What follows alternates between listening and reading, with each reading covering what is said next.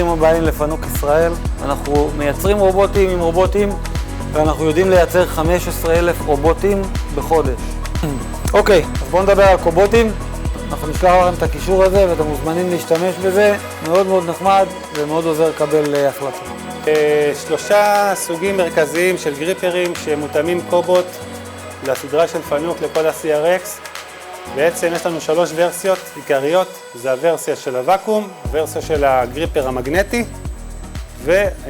וורסיה של גריפר אצבעות. With the proper safety devices, the robot can still work without fence, but when here the SIG sensor has 2 areas, dangerous area, that is the red one where the robot must stop, and warning area is the reduced speed area. So this is now the reduced speed area. Why it's reducing speed? Because all Fanuc cobot can switch dynamically between collaborative mode and non-collaborative mode. Camera is calibrated. The robot knows how to find the part. Yeah.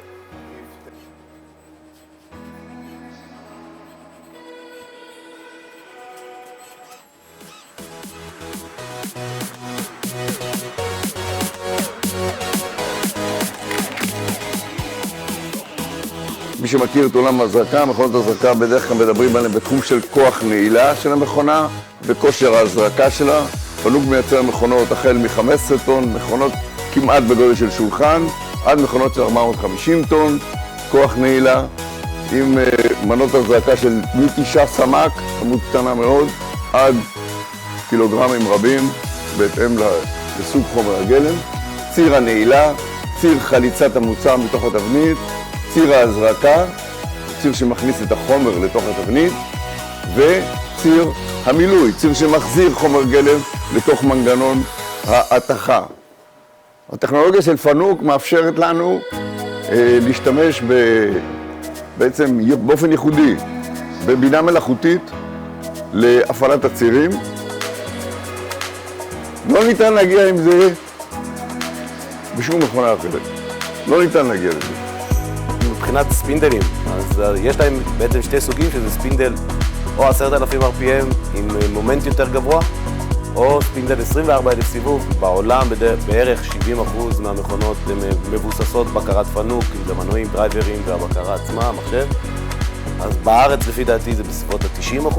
רוב המכונות בארץ עובדות על מערכות בקרה של פנוק, ואצלנו לפחות התשלובת עם רובוטים של פנוק היא מאוד מאוד פשוטה, כי זו אותה מערכות שמדברות. סדרה נקראת רובודריל, שיש לה בעצם 3 גדלים. small, medium ו-large, שזה בעצם הטווח ציר X, 300, 500 ו-700. מאופיינות דיוק מרבי עם מהירות עצומה, גם במהירות, לא רק במהירות סרק, אלא גם במהירות של העיבוד. כמובן, שילוב עם אוטומציה. היום בפנוק ישראל שמחנו לארח את הלקוחות של פנוק.